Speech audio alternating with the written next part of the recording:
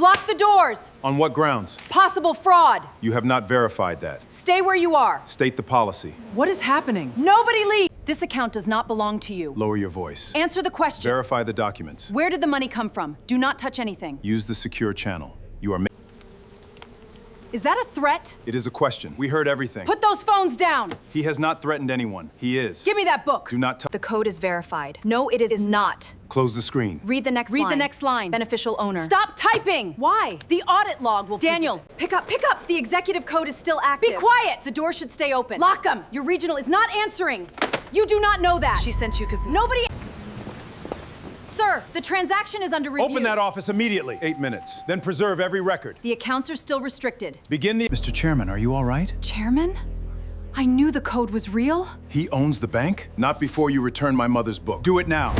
The bank manager slapped a fraud notice onto the counter and ordered security to block the doors. "This account doesn't belong to you," she said, loud enough for every customer to hear. The black man in the worn navy coat did not argue. He only touched the faded savings book in his pocket and asked, "Are you certain you want this recorded?" Why did the teller suddenly stop typing? Why did the regional director refuse to answer her calls?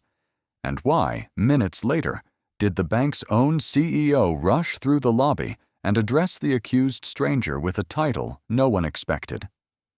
Stay until the end, because the real reason he came to that branch changed far more than one manager's career. "Open that door," Marcus said. Dana Whitmore stood behind the counter, one hand beside the red fraud notice. Owen Briggs remained near the glass doors. "You'll wait in the office until we verify who you are," Dana said. "You haven't verified a violation. That isn't your decision." The lobby had gone still. A printer clicked behind the teller line. Marcus smelled burnt coffee and rain drying on his coat. Mary Caldwell held her phone chest high, recording. "Ma'am," Owen said, "we can ask him to stay. We can't force him without cause." Donna turned. "I am the branch manager, and I'm telling you what my job allows." Daniel Cross stopped typing. Leah Park's hands hovered above her keyboard. An older customer folded his deposit slip twice. Donna slapped the notice against the glass interview room. The red words reflected across Marcus's face. Inside, Marcus wiped rain from his brown leather watch and looked at the metal chair. "Which policy allows you to hold me?" "Legitimate customers don't argue this much." A murmur crossed the lobby and vanished. Marcus walked to the office because every raised phone was now a witness. At the threshold, he said, "My documents stay in sight. They're evidence. They're my property." Daniel gathered the folder anyway. One page slipped aside, revealing a black executive verification seal. Leah leaned forward. "Daniel, that code!" "Not now." Marcus sat. The chair felt cold through his trousers. Donna remained outside the glass. "Run the identity alert," she ordered. "Freeze every linked account." Leah turned. "We haven't confirmed anything." "Do it." "That could stop active transfers." Dana's voice hardened. "Are you refusing?" Leah looked through the glass. Marcus gave no signal. He rested both hands on his knees beneath the flat white light. Daniel clicked through the warning screen. Marcus's phone vibrated. Nia's message filled the display. "Dinner starts at 7. Mom's chair is set. Please don't make me explain again." His thumb covered the words. Then he turned the phone face down. Owen opened the office door. "Sir, water?" "No, thank you." Dana pushed it shut. "No private conversation." Mary lowered her phone. "He hasn't raised his voice once. This doesn't concern you." "It concerns everyone who banks here." No one looked away. A tone sounded from Leah's monitor. "What is it?" Dana asked. The system returned a restricted result. Dana crossed the floor. "Restricted how?" Before Leah could answer, Daniel reached past her and minimized the window. "System lag," he said. "I saw a green confirmation," Leah replied. Dana planted both palms on the counter. "Reopen it." Daniel tried. The screen demanded an executive authorization key. A flush climbed his neck. Inside the office, Marcus checked his watch. 43 minutes remained before the community transfer expired. "Ms. Whitmore," he called, "contact corporate ownership before you take another step." "You don't give instructions here." "No," Marcus said, "but someone will ask why you ignored that one." Rain struck the windows. Donna's desk phone began to ring. Once, twice. On the third ring, the display lit with 2 words: Executive Office. At 6:45 that morning, Marcus Hale stood in his kitchen with the old green savings book open beneath the range light. Rain brushed the window. Between 2 pages lay a faded receipt for his first college tuition payment, the ink nearly gone except for Evelyn Hale's neat signature. His phone rang. "You're awake," Nia said. "I've been awake." That wasn't the question. Marcus poured tea, then turned the cup handle toward the empty chair across from him without thinking. 7 o'clock, he said. "I remember." "You remembered last year, too." "I'll be there." "Before 7? "Before 7. "Bring the book." He touched its cracked cover. "Why?" "Because you always tell the part where she saved you. Tonight I want to tell the part where you saved her." Marcus looked at the brown leather watch Evelyn had bought him. "Dad?" "I heard you." When the call ended, he stayed by the stove until the steam thinned. At 7:20, Clara Voss called from the car downstairs. "The board packet is updated," she said. 3 neighborhood branches are marked for closure. Bellevue is still the weakest. According to whose measure? Deposits, loan performance, operating cost. Not community dependence. That isn't in the model. Marcus slipped the savings book into his worn navy coat. Then the model is incomplete. The acquisition announcement is tonight. Only the CEO and restricted team know you hold 63%. That stays unchanged. You could visit afterward. I want to see how they treat someone before they know his title. He passed the waiting sedan and walked through rain. At a bakery, Mary Caldwell was lifting a metal shutter, a folder beneath one arm. "Expansion loan," she said. "3rd attempt." "Why this branch?" "My mother opened my first account there." People keep old promises in inconvenient places. Mary gave him a tired smile. "They've changed inside. More glass, fewer chairs." Dana Whitmore's voice carried from the bank's conference room before Marcus reached the entrance. "We are not a charity desk," she said. "Every risky transaction we stop protects this branch." Red quarterly numbers glowed on the wall screen. Daniel Cross nodded beside her. Leah Park sat with a pen motionless above her notebook. "We need cleaner numbers by month's end," Dana continued. "No exceptions because someone has a sad story." Leah asked, "And if the documents check out?" "Then they check out after we question them." Marcus looked toward the teller counter his mother used to polish after midnight.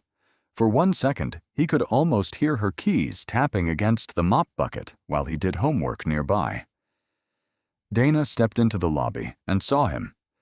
"We open in 10 minutes. Marcus checked his watch. "I can wait." Her eyes moved from his damp coat to the green booklet beneath his hand. "Outside," she said. "Customers wait outside." Behind her, Leah glanced at the clock. It already read 8:01. "My mother worked nights in this building," Marcus said quietly. "She never made people wait in the rain." Dana's mouth tightened. "Then she understood rules." Marcus closed the savings book and stepped beneath the awning. Cold water dripped onto his shoulder, while, through the glass, Dana turned the lock. At 8:02, Dana unlocked the doors without looking at Marcus. He entered last and shook rain from his coat. The lobby smelled of lemon polish and overheated wiring. Red figures still glowed in the conference room. "Morning," Leah said. Dana glanced at her. "We greet after identification." Marcus placed the green savings book beside his folder. "I need to establish a community investment account." Daniel Cross stepped from the side office, smoothing his tie. "Business or personal?" "Restricted institutional." "Then you need an appointment." "I was told this branch could process it." "By whom?" Marcus slid a letter across the counter. Daniel read the first line, then passed it to Dana without turning the page. Dana scanned Marcus's coat and rain-darkened cuffs. "What amount?" $12 million. Daniel hid a laugh with a cough. "Source of funds?" Dana asked. "Verified corporate holdings." "Whose corporation?" "The one named in the file." "You expect us to move $12 million because you brought a folder?" "I expect you to follow the verification path on the first page." Leah opened the portal. A green banner appeared. "Dana, the code is active." It read, "Verified." Executive channel. Beneath it, a field requested access to beneficial ownership records. Daniel leaned over her shoulder. "Could be spoofed." "It came from our system," Leah said. "Systems can be manipulated." Marcus wiped one lens of his glasses. "Call the ownership desk." Dana tapped the faded savings book. "And this?" "My mother's account. This booklet is decades old." "That does not make it false." Mary Caldwell entered and stopped near the rope line, her bakery folder under one arm. Dana lifted the book. Its cracked cover creaked. "You're asking us to believe a man with an obsolete account record controls $12 million. "No," Marcus said. "I'm asking you to verify it privately." Dana looked toward the waiting customers, then raised her voice. "Large transfers require explanation." Leah's jaw tightened. "He gave us the secure route." Dana ignored her. "Where did the money come from?" Marcus folded the letter along its old crease. "That answer is available to authorized staff." "I am authorized staff." "Then use the channel." Daniel clicked through a secondary menu. "The profile has no visible retail history here." "Restricted profiles don't," Leah said. Dana turned. "Are you challenging us?" "I'm reading the screen." The conference room phone rang. Daniel answered. "Regional office. Celeste wants the morning risk numbers." Dana took the receiver. "We're handling a possible high-value identity issue." Celeste Brenner's voice carried faintly. "Flag it first. Review later." Dana covered the mouthpiece. "Daniel, start an incident file." Leah whispered, "But the status is verified." Dana lowered the receiver. "Not anymore." She reached across the keyboard and selected Manual Fraud Review. The green banner vanished. Only the ventilation fan and the scrape of Mary's shoe against tile remained. Marcus checked his watch. 8:11. "Restore that screen," he said.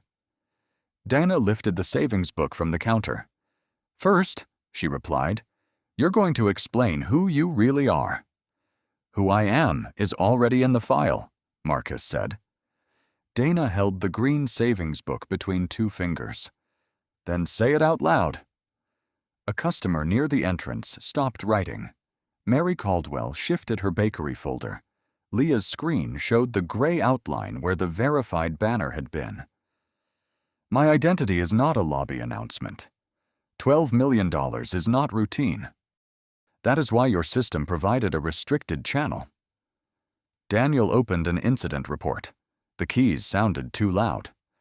"Client refuses to explain source of funds," he read. Marcus turned. That is inaccurate. You refused. I told you where to verify it. Leah reopened the log. A green line appeared.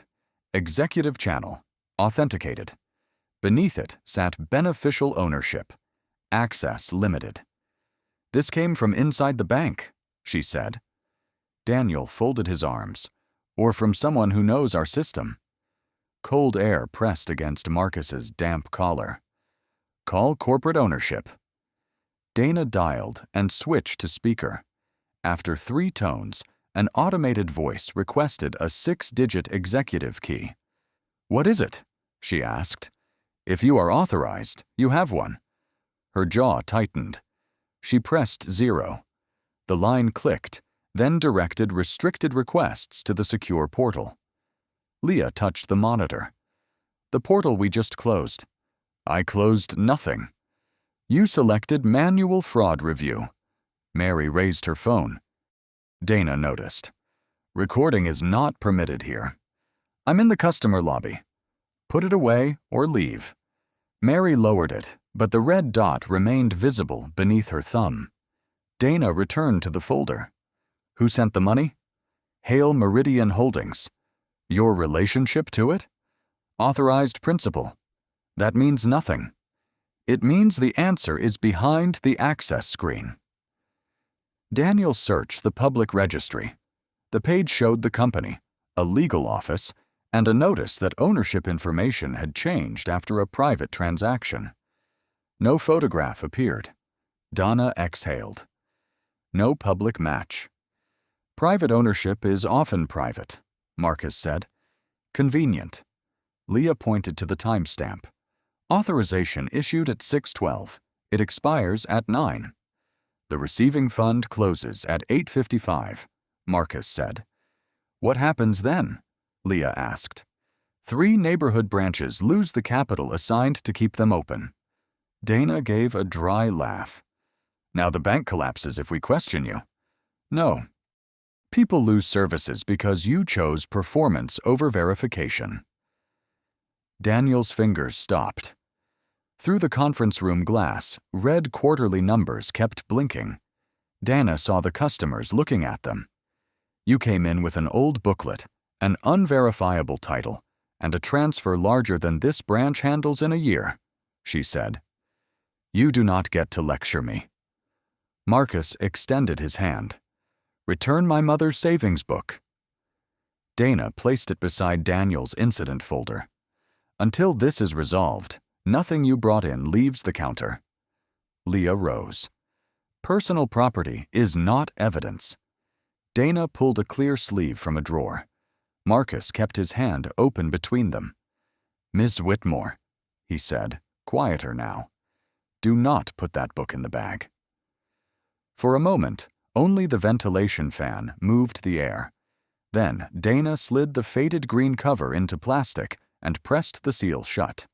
The plastic seal snapped shut. Marcus's hand stayed open for 1 second, then lowered. The faded green book lay crooked inside the sleeve, one corner bent beneath the adhesive strip. Return it, he said. Dana wrote evidence across the label. Not until we confirm it belongs to you.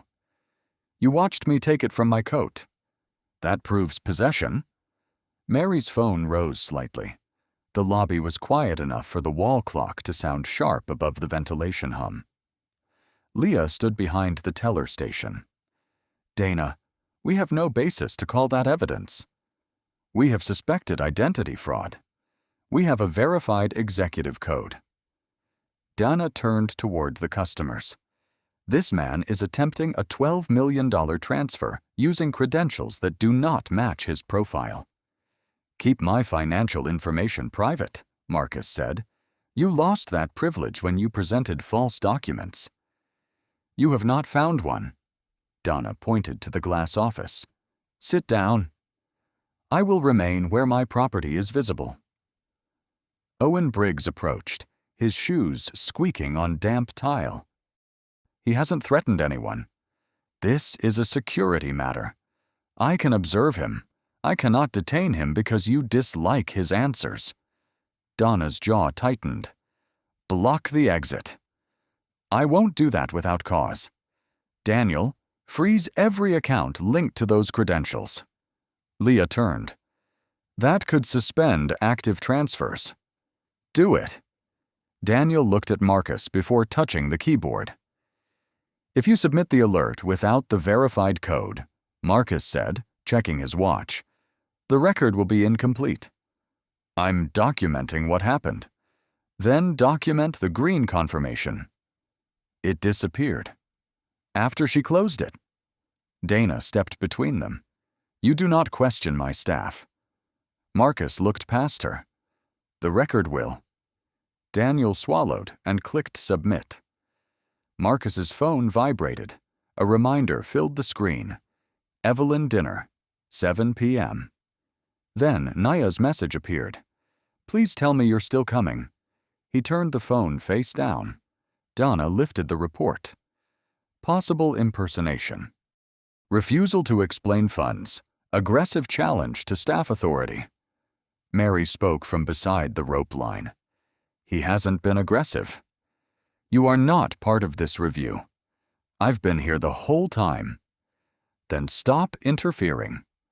Mary's thumb shifted over the red recording icon. Maybe I'm making sure somebody remembers. Cold air pushed through Marcus's damp coat. He removed it and folded it over one arm. Dana carried the sealed book to her desk. Its bent corner dragged against the plastic. Owen moved beside Marcus. Sir, he said quietly. Stay calm. I am calm. Owen's eyes dropped to the book. I know. Dana placed the sleeve beside the red fraud notice. Daniel, create the emergency alert. Mark him non-compliant. Leah's chair rolled back. No. Everyone turned. I won't enter aggressive behavior when none occurred, she said. Dana's stare sharpened. Then move. Daniel took Leah's keyboard. As he opened the alert form, the green verification line flashed for less than a second. Leah copied its reference number onto the back of a deposit slip before Daniel covered the screen. Across the lobby, Mary's phone remained steady. This time, no one asked her to lower it. The red recording light on Mary's phone stayed steady. Donna crossed the lobby. Put that away. You announced his finances to the room, Mary said. I'm recording what happened after. You can leave. I have a loan appointment. Not anymore. Around her, customers studied the floor tiles and rain crawling down the glass. An older man folded his deposit slip twice until it became a narrow white strip. Ma'am, Owen said, you can ask her to stop filming. You can't cancel her banking because she disagreed. Donna turned. Whose side are you on? The side written in my procedures. Cold air pressed through Marcus's cream shirt. He hung his damp coat over a chair. The wool smelled of rain and cedar. Dana pointed to the glass office. Inside. Am I free to leave? Marcus asked. You are required to cooperate. That is not an answer. Owen rubbed the seam of his badge. He's free unless corporate security issues a hold. Daniel looked up from Leah's terminal. The report may generate one. May, Owen repeated. Dana's phone rang. She ignored it. Leah slid the deposit slip with the copied code beneath her keyboard. I can restore the executive channel before it expires. No, Dana said. We can verify him in 5 minutes. Marcus checked the wall clock. 8:19. Ms. Park, do not risk your position for me. I'm risking it for the record. Daniel's fingers moved again. Linked profile found. A warning tone chirped. What did you open? Leah asked. Emergency restrictions. You don't have enough information. I have Dana's authorization. Marcus stopped at the rope barrier. Include the authenticated ownership code. The code is under review, Daniel said. Then write that. Dana answered her ringing phone on the 4th call. Whitmore. No one spoke. She frowned and hung up. Mary whispered, "Why call and say nothing?" "This is not a theater," Dana snapped. "No," Mary said. "In a theater, people know they're watching a performance." Someone near the entrance almost laughed, then lowered his eyes. Daniel clicked Submit. The printer whirred. 3 warm pages slid out, sharp with toner.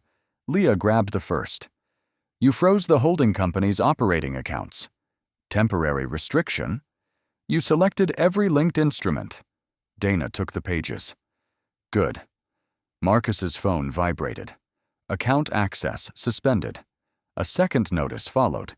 Community preservation transfer, pending review. 36 minutes remained. Mary lowered her phone. "Is that bad?" Marcus locked the screen. "It is expensive." "For you?" "For people who have never met me." Dana laid the restriction notice beside the sealed savings book. Its bent green corner had turned white beneath the plastic. Owen looked from the book to Marcus. "Sir, I'm recording that you never threatened anyone." "That won't protect you," Dana said. Owen removed his incident pad. "It might protect the truth." Leah bent for a dropped pen.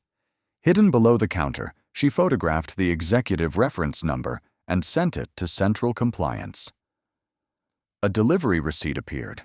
Then her screen changed to an alert neither Dana nor Daniel had seen. Restricted owner profile. Escalation initiated. The escalation alert flashed once, then vanished beneath Daniel's incident window. "Bring it back," Leah said. "I'm finishing the report." "You left out the authenticated code." "I wrote that the credentials are disputed." "They were verified before Dana changed the status." Cold air prickled Marcus's wrists beneath his folded coat. "What you know includes the green confirmation." Dana did not look at him. "You refused basic questions." "I refused a public interrogation." Daniel clicked Submit. Report accepted. Leah leaned across the counter.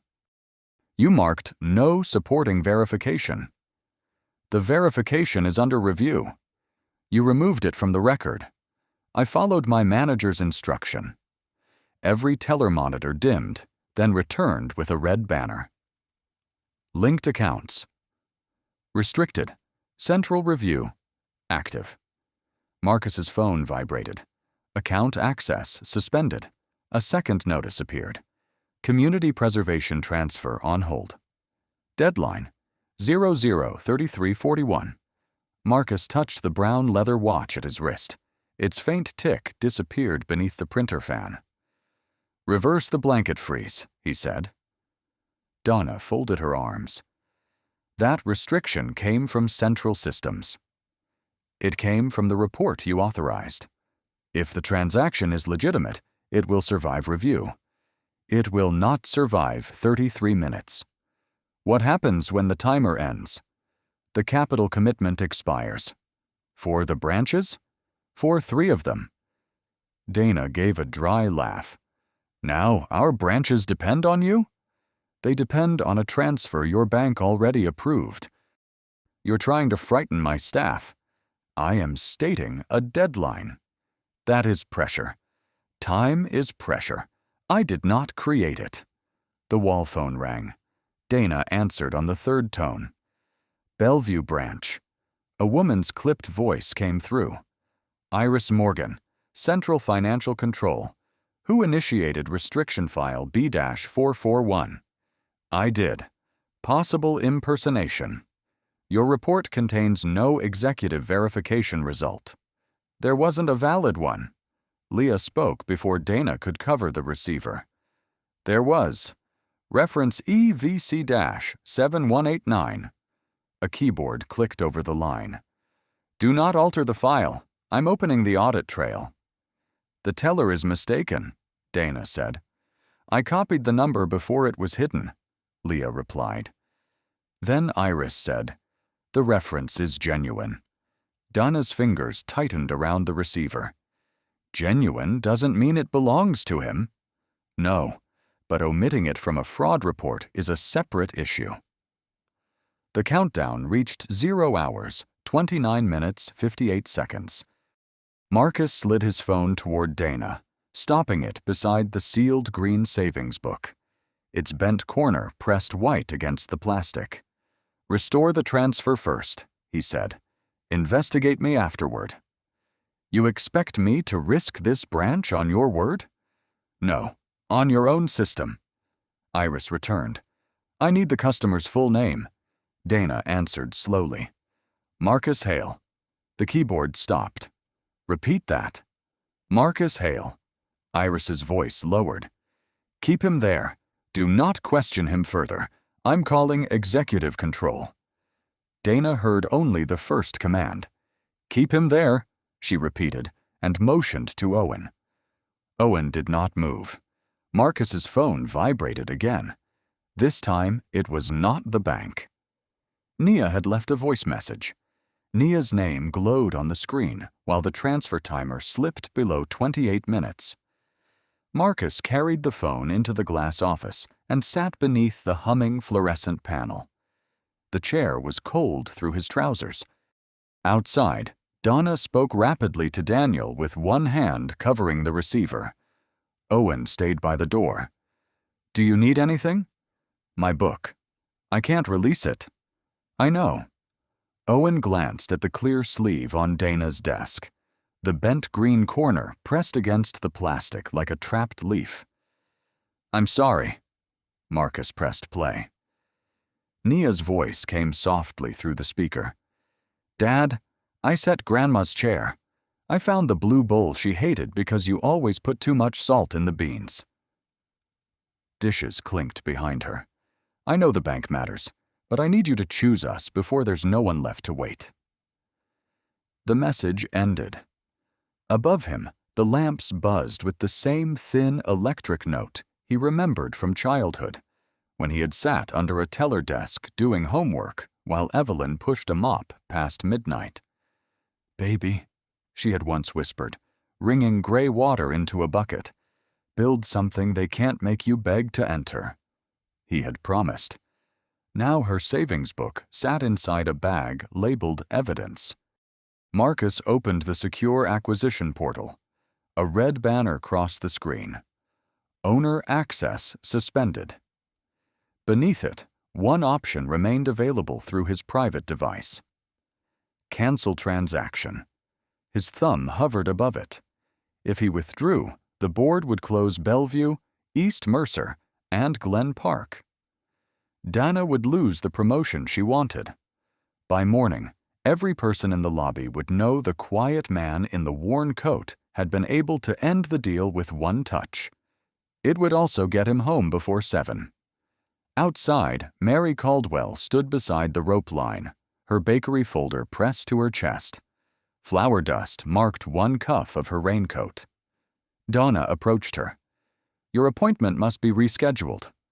"My lease deadline is today. We are dealing with a security incident. You told me last week everything was ready." Dana exhaled. "Sentiment does not approve loans." "No," Mary said. "People do." Marcus removed his thumb from the cancel button. The timer read 0 hours, 21 minutes, 6 seconds. Owen opened the door a few inches. "Sir?" "Ask Ms. Caldwell how many employees she has." Mary heard him. 9. 11 if the expansion goes through. Marcus closed the acquisition portal. Dana stepped toward the glass. "What are you doing?" "Making a decision you won't understand yet." "That sounds like a threat." "No, it sounds like time." Leah appeared behind Dana, holding a deposit slip folded into quarters. "Mr. Hale, I may have reached central compliance." Dana spun. "You contacted them after I told you not to?" "I sent the reference number." "You are suspended from the terminal." "Then suspend me." Daniel rose, but Leah slipped the paper beneath the office door. On the back, beside the copied executive code, she had written, "The record still exists." Marcus picked it up. The paper was warm from her hand. His phone buzzed again. The bank timer vanished, replaced by a blank gray screen. For one breath, no one moved. Then every monitor in the lobby went black. The monitors returned one by one, each showing a blue maintenance screen instead of the red fraud banner. Leah was already moving. "Daniel, step away from my terminal. You're suspended from it. Then I'll use the audit station." She unlocked a narrow cabinet and pulled out the old reconciliation laptop. Its fan whined as it woke. Dana reached for the lid. "Close it." "Central Compliance initiated the shutdown," Leah said. "Touch this now and the audit log will show it." Dana's hand stopped. Inside the glass office, Marcus unfolded the deposit slip. The record still exists remained beneath the copied code. Owen looked toward the ceiling cameras. "I'm preserving the footage." Daniel's chair scraped back. "Security video is already retained." "Under the incident label you created?" "Yes. That label can be edited." Owen opened the local archive. Dana followed. "You do not export footage without authorization. I'm creating an integrity hold. I am the authorization. Not while your decisions are under review." The laptop chimed. Leah entered EVC-7189. A green window opened. "Beneficial owner.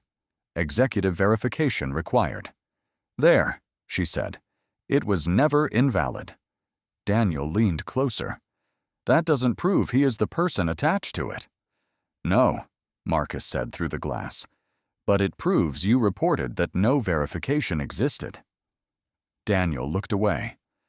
Leah clicked the secure contact path. The system displayed Executive Office Liaison. Dana stepped between her and the screen. "You will not bypass branch management." "The system already has." Leah pressed call. A tone sounded twice. Then a woman answered. "Executive Office, Clara Voss speaking." "This is Leah Park at Bellevue Branch.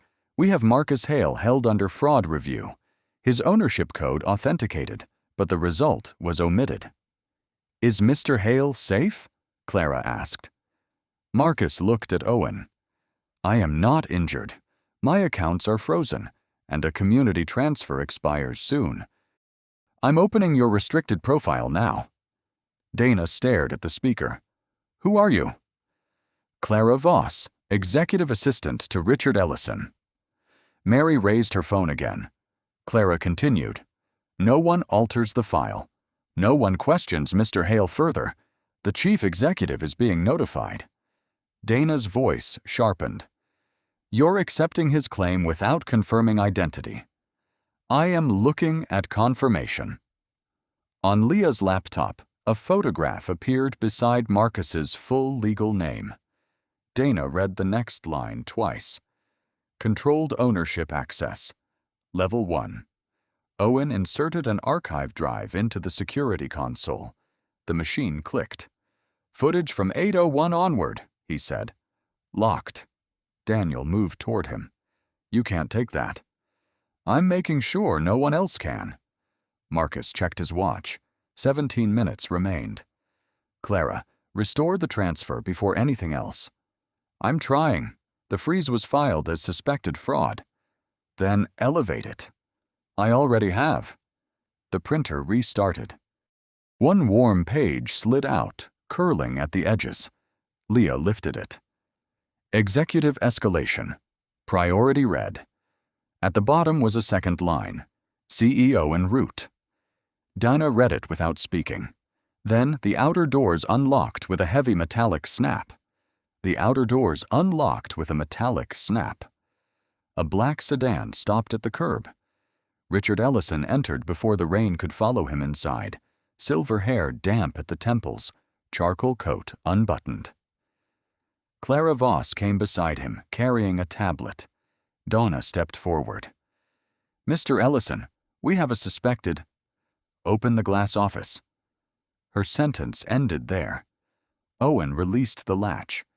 Marcus rose, folded Leah's deposit slip, and slipped it into his coat pocket. Richard crossed the lobby without offering Dana his hand. "Mr. Hale, are you all right?" "I'm delayed." "Your accounts?" "Frozen." "The preservation transfer?" 11 minutes. Richard turned to Clara.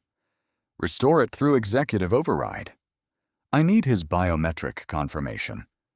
Marcus placed 2 fingers against the tablet. The screen flashed green. Mary's phone remained raised. The older man near the entrance unfolded his deposit slip, though his hands shook. Dana looked from the tablet to Richard. "You know him?" Richard faced the staff. "Everyone here should." He set the red fraud notice flat beside the sealed savings book. "2 days ago," he said, "Hale Meridian Holdings completed the controlling acquisition of this institution. The public announcement was scheduled for tonight." Daniel's face lost color. Leah did not move. Marcus Hale owned 63% of this bank. The ventilation fan hummed above the silence. Dana stared at Marcus's worn coat. "That isn't in the public registry." "No," Richard said. "It is in the restricted ownership channel your teller asked you to open." Donna's mouth parted, then closed. Marcus stepped toward the counter.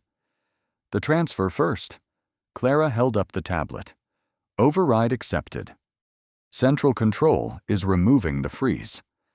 A progress wheel turned. Dana reached for the sealed book. "Mr. Hale, I can explain." "Do not open the bag." "I followed risk protocol." "You announced my funds to the lobby." "I believed the documents were false." "You had a verified code." Daniel looked down at his keyboard. Richard's voice hardened. "And your report omitted it." Dana turned to Daniel. "You filed what I authorized." "You told me to leave it out," he said. The words landed softly, but everyone heard them. Clara's tablet chimed. "Accounts restored." Marcus checked his phone. The suspended notices disappeared, replaced by transfer released. "Time?" Richard asked. 8 minutes. "Can it settle?" "If the receiving system accepts before 8:55. Marcus moved beside Leah's terminal. "Open the community preservation file." Dana started to speak. Richard stopped her with one hand. "You are relieved of branch authority pending review." Her shoulders dropped. Daniel removed his access badge and placed it beside the printer. Leah opened the file. 3 branch names appeared under pending closure: Bellevue, East Mercer, Glen Park. Marcus entered the executive confirmation code. Mary lowered her phone. "You're saving this branch?" "I'm trying to save the people who use it." Progress moved slowly. 90%. 96. Then it stopped. A red message appeared. "Final approval required. Regional authority." Every face turned toward Dana's desk phone.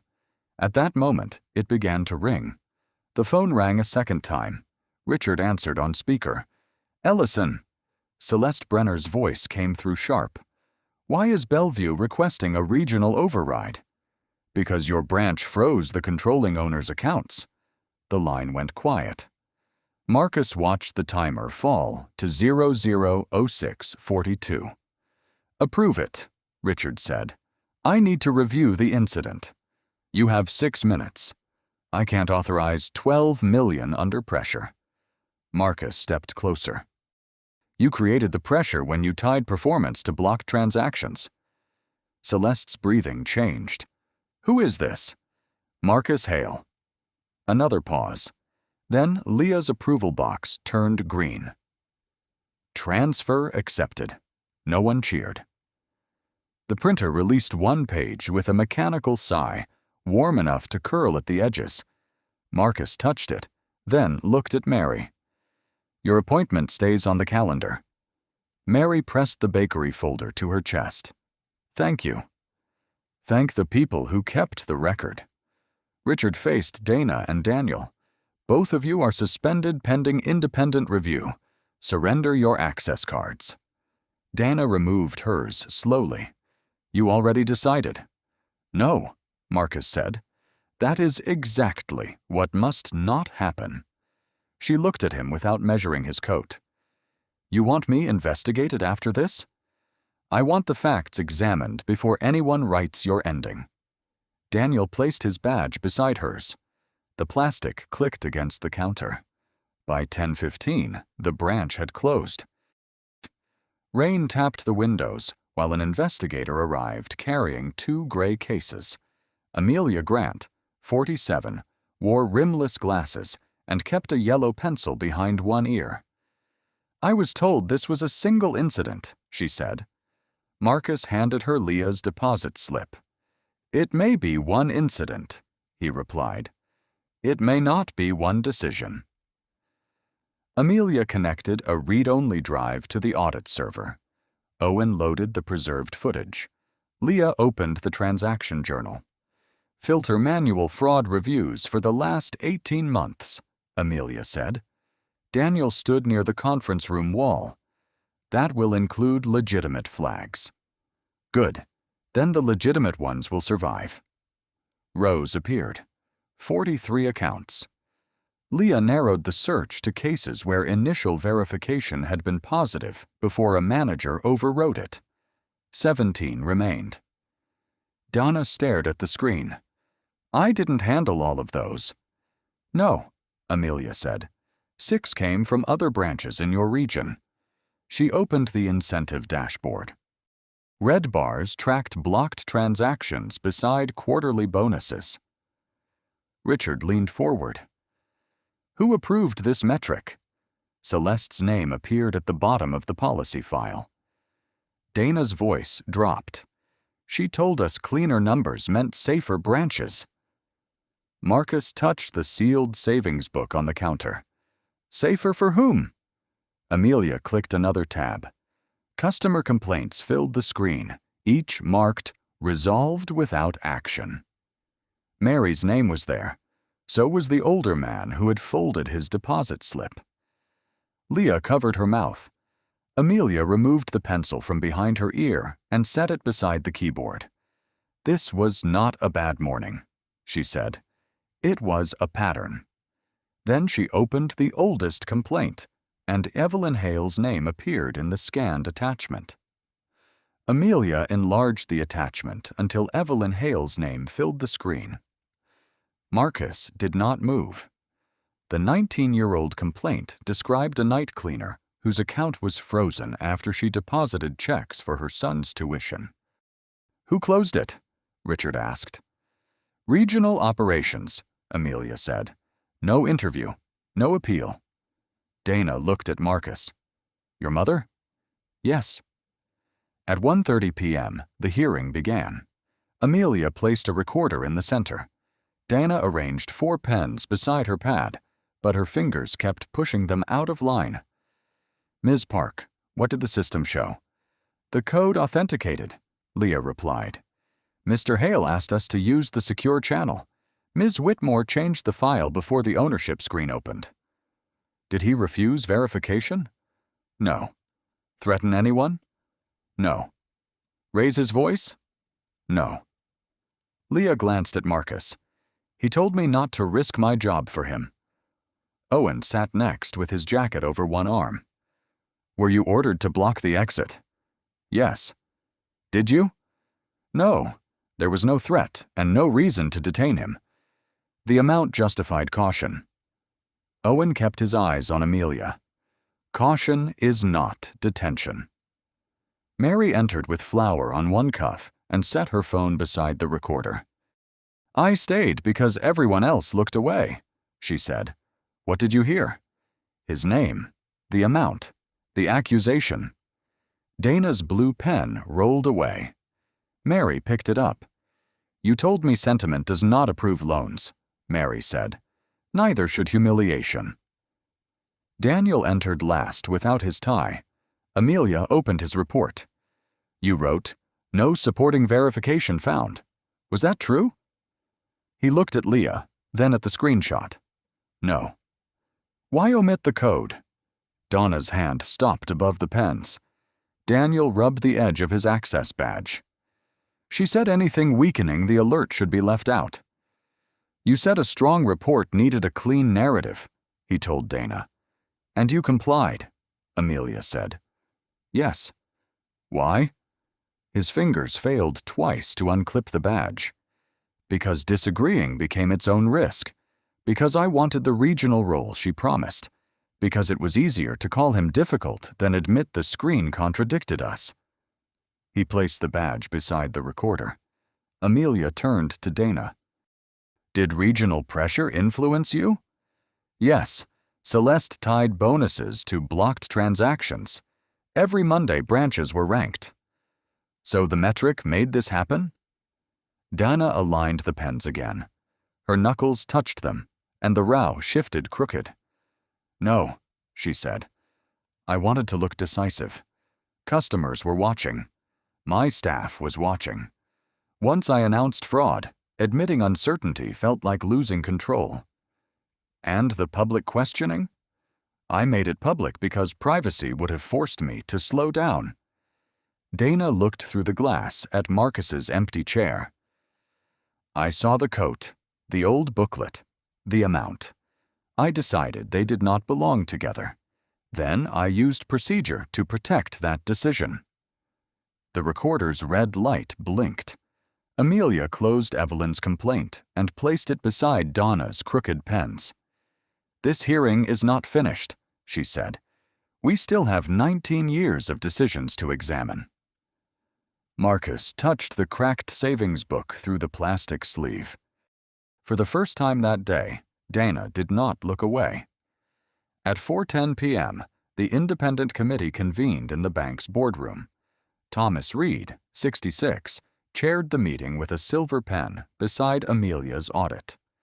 Before him lay 17 overridden verifications, 43 flagged accounts, and Evelyn Hale's complaint.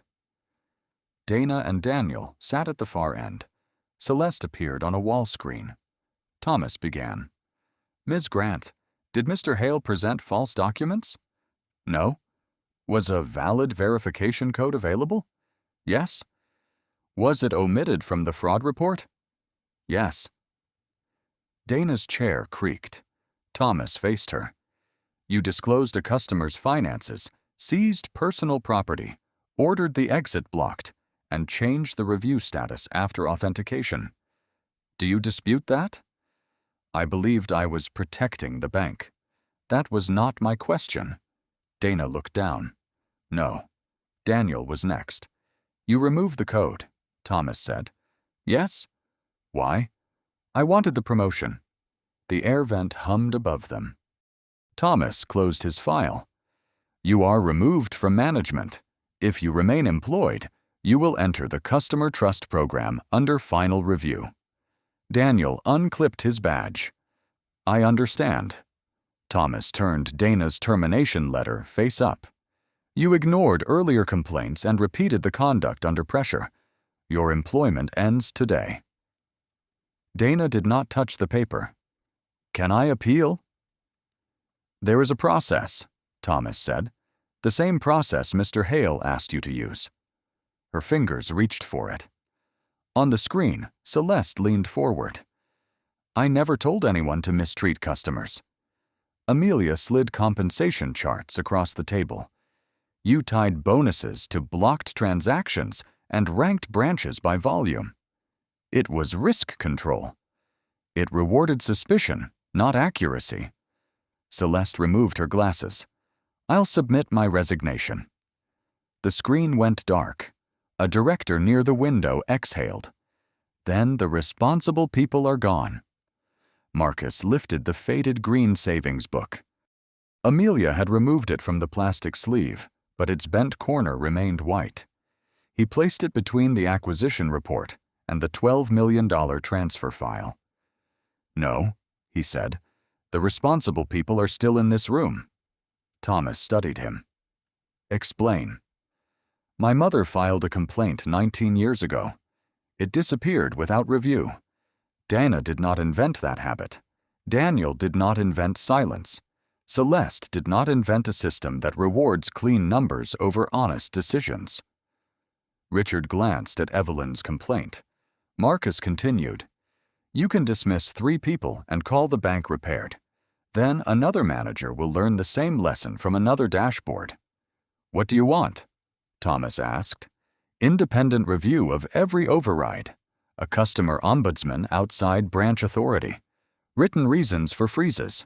2-person approval before linked accounts are blocked. And no bonus tied to suspicion alone." "That will be expensive," one director said. Marcus rested 2 fingers on the cracked cover. "So was my mother's tuition check." No one answered. Thomas moved his silver pen and opened a clean page. "Then let's price the cost of doing it correctly." Evening light stretched across the boardroom. The cheap green book remained open among reports worth billions, and for once, no one tried to move it aside. At 8 o'clock the next morning, Marcus watched workers remove the red fraud alert placard from Dana's former office. The adhesive left a pale rectangle on the glass. Richard handed him a draft policy. "Legal says 30 days. Customers waited 19 years, Marcus replied. "Start today." Leah opened the new review form. The old red button was gone. In its place were 2 required fields: facts and independent confirmation. Daniel arrived without a tie. "I was told to report for reassignment." "You were," Richard said. Daniel looked at Marcus. "I don't expect trust." "Good. Expect supervision." Janelle Brooks entered carrying complaint cards. At 50, she wore silver braids and read every page before removing her coat. "I'm the ombudsman," she said. "I report to the independent committee." Mary raised an eyebrow. "If a manager ignores us, you call me." "And if you ignore us?" Janelle placed a card before her. "My number is beside the committee chairs." At 9:15, employees watched Owen's footage, including Dana ordering the exit blocked. No one spoke when Marcus's green savings book appeared inside the plastic sleeve. Janelle paused the recording. "What fact justified detention?" No one answered. "What fact justified freezing every linked account?" A teller said, "The size of the transfer." "That is a number," Janelle replied. "Not evidence of wrongdoing." She restarted the footage. Daniel's omission appeared in the audit log. "I removed the verification line," he said. "Why?" "Because I wanted the report to support the decision already made." Leah turned the new form toward him. "Then write that under facts." Daniel did. By noon, the policy had gone live across every regional branch. A manager could no longer freeze linked accounts alone. Each override required a second reviewer outside the branch, a recorded reason, and automatic notice to Janelle. Richard watched the confirmation screen fill. "This will slow us down." "It should," Marcus said. "Speed matters only after the question is right." At 2:40, Mary sat across from a loan officer with coffee cooling beside her. Her expansion file had been reopened without the old suspicion flag. "Approved, subject to final lease review," the officer said. Mary read every line before signing. Outside, Marcus received confirmation that the Evelyn Hale Community Fund had settled. $12 million would support neighborhood businesses, staff training, and emergency access for customers harmed by account freezes. Nia called. "Are you coming tonight?" Marcus checked his brown leather watch. "Before 7. "You said that yesterday." "Yesterday I was late." A pause. "Bring the book." He looked at its bent white corner. "I will." Before leaving, Marcus walked to Dana's former desk. The fraud alert shortcut had been replaced by the 2-field form. Facts. Independent confirmation. He placed Evelyn's savings book beside the keyboard, not as evidence, but as the first item employees would see when training began. At 5:56, the branch doors closed without anyone being ordered behind them. Marcus put on his navy coat. Then Janelle handed him an envelope. "No return address," she said. Inside was a page in Dana Whitmore's handwriting. Marcus read Dana's letter beside dark teller stations. "I am not asking for my position back," it began. "I am writing because I called certainty a procedure, and other people paid for it." She described the termination meeting, the appeal she would not file, and the compliance course she had entered at her own expense. She had written, "I remember how you asked for your mother's book. I should have returned it before I understood who you were." Janelle waited near the door. "Will you answer?" she asked. "Not tonight." Marcus folded the page and placed it inside Evelyn's green savings book. 6 weeks later, Kira Maddox stood in the branch lobby while cameras faced a whiteboard. The bank's first public review listed every account, freeze, appeal, and correction time. Janelle pointed to the final line. 17 improper overrides were reversed. Fees were returned. 4 customers received compensation. Kira asked whether the disclosure had damaged the bank. "The damage was already there," Marcus said. "We stopped hiding the repair bill." Leah, now branch operations manager, watched from the teller counter. Owen had become regional security trainer, using the Bellevue footage to teach the difference between observation and detention. Daniel worked in document review without supervisory authority. Every report required a second signature. Celeste's resignation had been accepted, and her incentive program was under regulatory review. Donna remained out of banking management. Her course instructor later told Janelle she asked the hardest questions in the room. 3 months after the hearing, Mary opened the expanded half of her bakery. New ovens warmed the windows, and cinnamon drifted onto the sidewalk. She handed Marcus the first loaf. "You saved 11 jobs," she said. "The loan committee approved your numbers. You made them read the right ones." Across the street, customers entering the bank saw a card beside every desk. Facts. Independent confirmation. Appeal. A manager could no longer freeze linked accounts alone, and the ombudsman's number appeared on every notice. The words were ordinary. Marcus liked that. On October 17, 2027, he reached Nia's apartment at 6:42 p.m. She opened the door before he knocked twice. "You're early." 8 minutes. "You counted?" He showed her the brown leather watch. Evelyn's empty chair remained between them. Marcus placed the green savings book on the seat, but Nia moved it to the center beside the blue bowl. "No more empty places for it," she said. Dinner began with too much salt, burned cornbread, and rain ticking against the window. Then Nia opened the book. The old tuition receipt rested beside Dana's letter. "Do you want me to read it?" Marcus considered the folded page. "Not tonight." "Then tell me about Grandma's last shift."